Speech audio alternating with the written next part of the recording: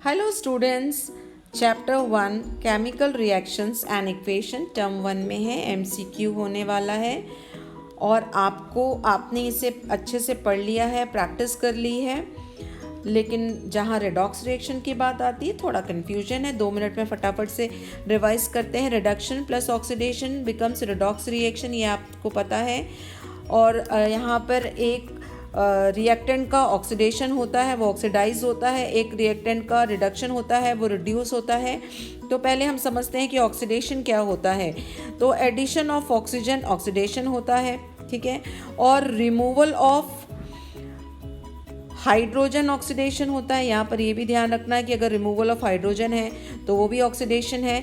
और अगर loss of electron अगर किसी मॉलिक्यूल में से या किसी एटम में से है तो वो भी ऑक्सीडेशन होता है। साथ में रिडक्शन क्या है, अगर आपका एडिशन ऑफ हाइड्रोजन है, देखो इसका रिवर्स करना है, या रिमूवल ऑफ ऑक्सीजन है, ठीक है, रिमूवल ऑफ ऑक्सीजन है तो वो भी आपका रिडक्शन है। साथ में अगर गेन ऑफ इलेक्ट्रॉन्स है तो वो भी आपका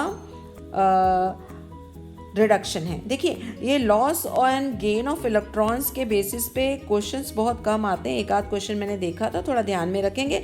अदरवाइज आप फोकस करेंगे कि addition of oxygen is oxidation या removal of hydrogen is oxidation, addition of hydrogen is reduction and removal of oxygen is reduction.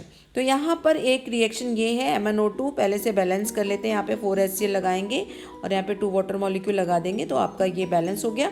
यहाँ पर MnO2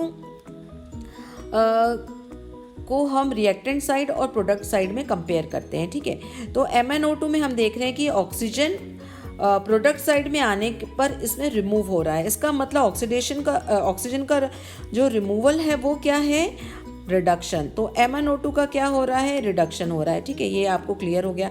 इसके बाद HCl को आप रिएक्टेंट साइड और प्रोडक्ट साइड में कंपेयर करते हैं तो आप पाते हैं कि यहाँ पर HCl में से हाइड्रोजन रिमूव हो रहा है, क्लोरीन, साथ में ऑक्सीजन का एडिशन हो रहा है, या मतलब ये हो रहा है आपका ऑक्सीडेशन। ये आपको क्लियर हो गया ऑक्सीडेशन और रिडक्शन देखकर कि एडिशन हुआ है ऑक्सीजन का, तो ये ऑक्सीडेशन हो गया। लेकिन अब थोड़ा कन्फ्यूजन बाकी रह जाता है, ऑक्सीडाइजिंग एजेंट और रिड्यूसिंग एजेंट। एजेंट का मतलब होता है जो ऑक्सीडेशन को सपोर्ट करे वो ऑक्सीडाइजिंग एजेंट, और जो रिडक्शन को सपोर्ट करे वो रिड्यूसिंग एजेंट। एजेंट मतलब ये नहीं है कि वो खुद रिड्यूस हो रहे हैं, वो रिडक्शन में सपोर्ट कर रहे हैं। ऑक्सीडाइजिंग एजेंट खुद ऑक्सीडाइज नहीं होते, वो ऑक्सीडेशन को सपोर्ट करते हैं। तो ऑक्सीडेशन को सपोर्ट करने के लिए उन्हें ऑक्सीजन देना होता है। तो यहाँ पर देखेंगे कि MnO2 क्या कर रहा है, ऑक्सीडेशन को सपोर्ट कर रहा है। ये ऑक्सीजन प्रोवाइड कर रहा है हाइड्रोजन को, साथ में ये क्लोरीन में से हाइड्रोजन को रिमूव कर रहा है, ठीक है। तो जो MnO2 जिसका खुद का रिडक्शन हुआ है वो क्या है, एक ऑक्सीडाइजिंग एजेंट है, क्लियर है। और रिड्यूसिंग एजेंट क्या होगा भाई, जो रिडक्शन को सपोर्ट करे। तो MnO2 में से ऑक्सीजन लेने के लिए कौन सपोर्ट कर रहा है, डेफिनेटली जिसका खुद का ऑक्सीडेशन हो रहा है, जो खुद ऑक्सीजन ले रहा है। ये ऑक्सीजन इसका MnO2 का ऑक्सीजन लेकर हेल्प कर रहा है ना भाई रिडक्शन में। तो जो खुद ऑक्सीडाइज होता है वो होता है रिड्यूसिंग एजेंट। तो यहाँ पर रिड्यूसिंग एजेंट है HCl।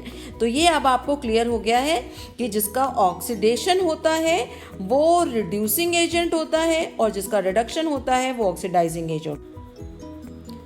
तो जल्दी से इस एक क्वेश्चन करते हैं। The chemical reaction between hydrogen sulphide and iodine to give hydrogen iodide and sulphur is a redox reaction. The reducing and oxidizing agent is involved in this reaction are iodine and sulfur respectively, iodine and hydrogen sulfide respectively, hydrogen sulfide and iodine respectively, hydrogen sulfide and sulfur respectively.